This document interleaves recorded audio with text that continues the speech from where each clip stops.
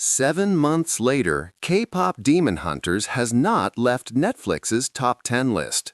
Once we passed the 6-month milestone, I figured the end was in sight. Not so, and Netflix's mega hit, K-Pop Demon Hunters, has tacked on an additional month where it has not left the top 10 list.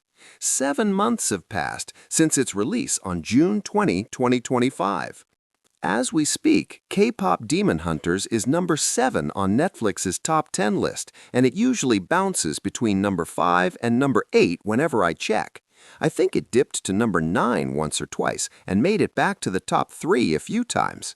Why? It's not only good, but it's endlessly rewatchable, particularly for kids. My son alone has watched it at least 5 times, and multiply that across every kid in America, or the world for that matter, and you get the idea.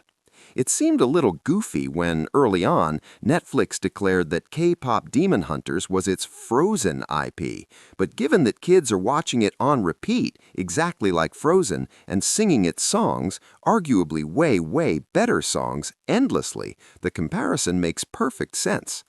The last K-Pop Demon Hunters milestone we heard was that it passed 500 million views in 2025.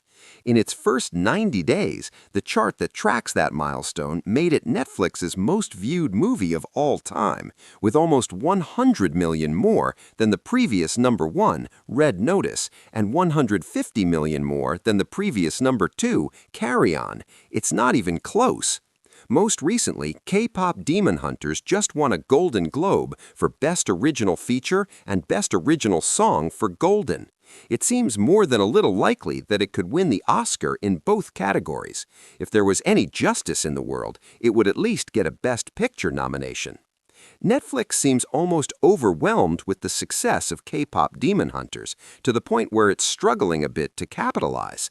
It is trying to crank out merchandise quickly, but you'll notice little, if any, in your local stores, since that takes a lot of time, and no one thought the movie would be this big.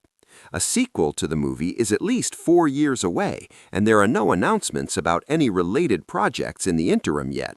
A short film has been rated for release, but we've heard nothing official about it.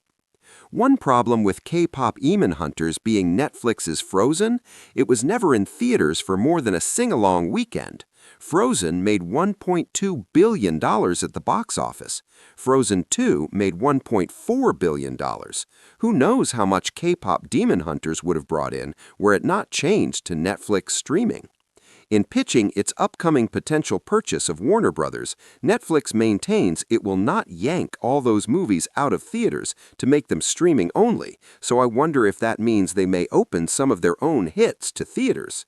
It would kind of be insane to me not to release K-Pop Demon Hunters 2 in theaters.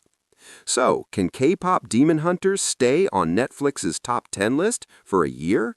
That seems like a tall order, but if you told me we'd be here 6 months ago, I would have laughed.